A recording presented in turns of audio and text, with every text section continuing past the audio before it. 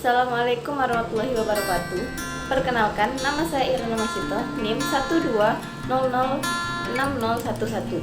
Saya mahasiswa semester 2 Bimbingan Konseling Islam, Fakultas Usuluddin Adab dan Dakwah IAIN Pontianak. Pada kali ini saya akan menyampaikan 3 materi, yaitu tentang yang pertama, dinamika perilaku individu, yang kedua, perhatian, dan yang ketiga, pengamatan dan persepsi. Oke, langsung saja kita ke materinya. Materi yang pertama yaitu tentang dinamika perilaku individu. Perilaku adalah respon atas stimulus yang datang. Ini berarti perilaku seperti refleks tanpa kerja mental sama sekali.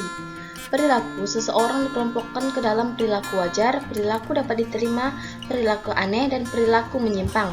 Selanjutnya, dinamika perilaku adalah perilaku-perilaku yang dapat membuat suatu kelompok menjadi hidup dan dinamis, sehingga dapat menciptakan dinamika kelompok dan tercapainya tujuan yang diinginkan. Pada dasarnya, individu mempunyai keinginan untuk memenuhi kebutuhan, dan dalam memenuhi kebutuhannya, individu memerlukan perilaku-perilaku yang dinamis. Untuk mendapatkan perilaku yang dinamis, individu perlu menyesuaikan dan menggunakan segala aspek yang ada dalam dirinya. Selanjutnya yaitu macam-macam perilaku. Yang pertama, perilaku motorik adalah perilaku yang dinyatakan dalam perbuatan jasmania. Yang kedua, yaitu perilaku kognitif adalah perilaku yang berhubungan dengan pemahaman, penalaran, dan pengenalan. Yang ketiga, perilaku konatif adalah perilaku yang berhubungan dengan motivasi untuk mencapai tujuan. Yang keempat, perilaku afektif adalah perilaku yang merupakan manifestasi dari penghayatan. Yang kelima yaitu perilaku normal adalah perilaku yang sesuai dengan aturan dan norma yang ada di masyarakat. Yang keenam yaitu perilaku abnormal adalah perilaku yang tidak sesuai dengan aturan masyarakat. Yang ketujuh yaitu perilaku proposial adalah suatu tindakan menolong yang tidak merugikan orang lain tanpa harus menyesuaikan suatu keuntungan. Materi selanjutnya yaitu tentang perhatian.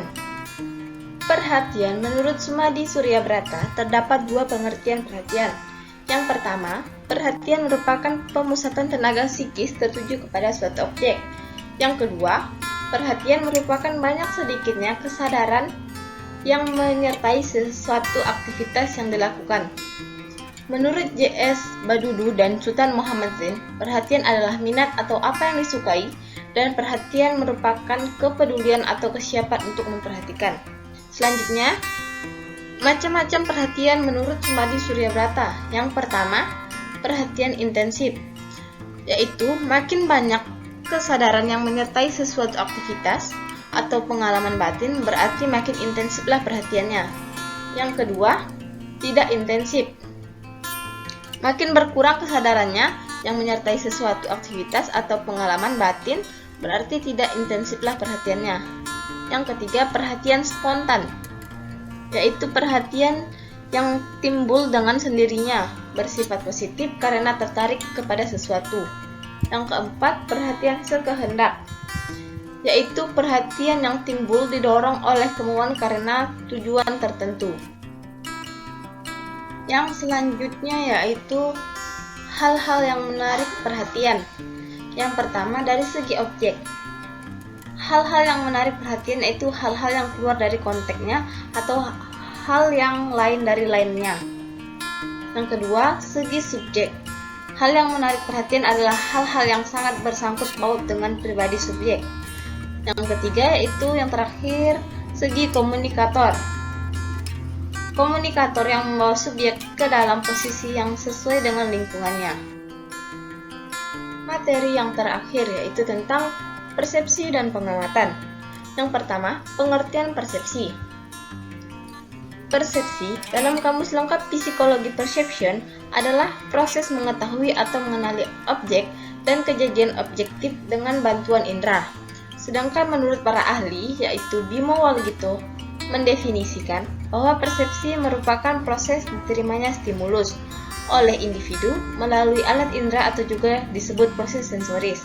Sedangkan Jalaluddin Rahmat mendefinisikan bahwa persepsi adalah pengalaman tentang objek peristiwa atau hubungan-hubungan yang diperoleh dengan menyimpulkan informasi dan menafsirkan pesan.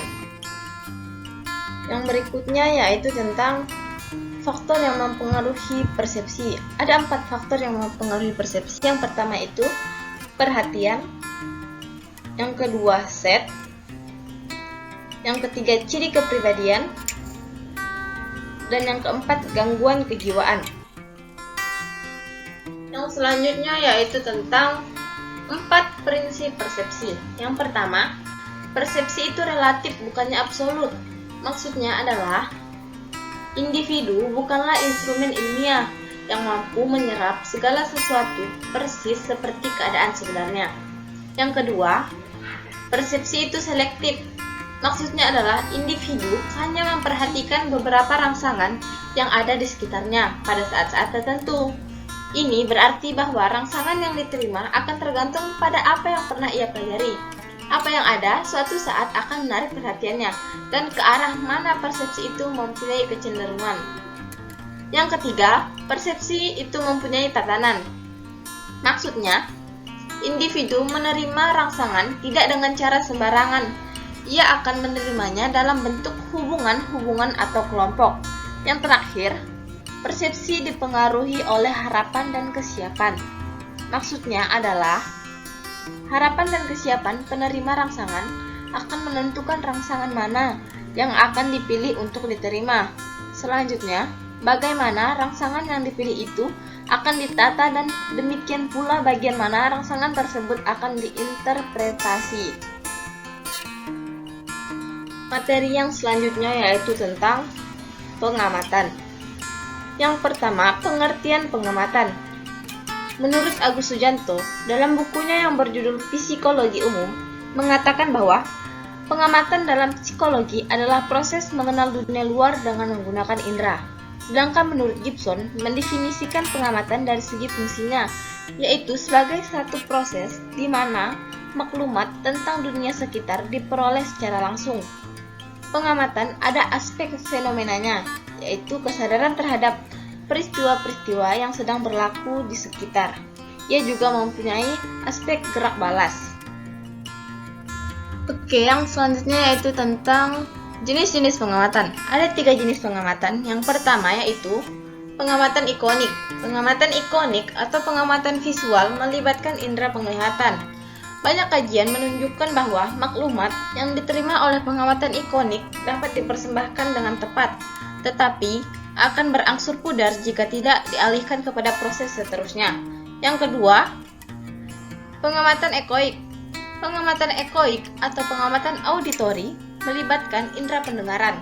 Pengamatan ekoik juga seperti pengamatan ikonik, di mana input keinderaan hanya dapat disimpan untuk jangka waktu yang singkat.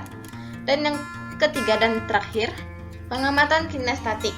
Pengamatan ini melibatkan indera rasa, bau, dan sentuhan.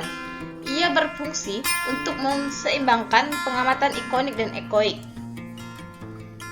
Yang selanjutnya yaitu tentang mengamati sesuatu dengan menggunakan alat-alat indera kita, yaitu yang pertama, indera penglihatan, yang kedua, indera pendengar, yang ketiga, indera pembau, yang keempat, indera pengecapan, yang kelima, indera peraba, yang keenam, indera keseimbangan, yang ketujuh, indera perasa urat daging atau kinestesi, dan yang terakhir yaitu indera perasa jasmaniah organis.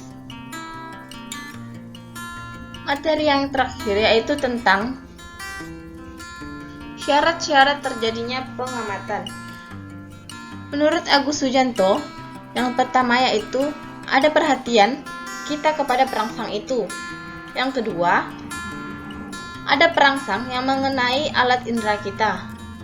Yang ketiga, urat syaraf sensoris harus dapat meneruskan perangsangan itu ke otak. Dan yang terakhir, kita dapat menyadari perangsangan itu. Terima kasih kepada teman-teman semua yang sudah menyaksikannya. Semoga bermanfaat. Sekian dari saya. Assalamualaikum warahmatullahi wabarakatuh.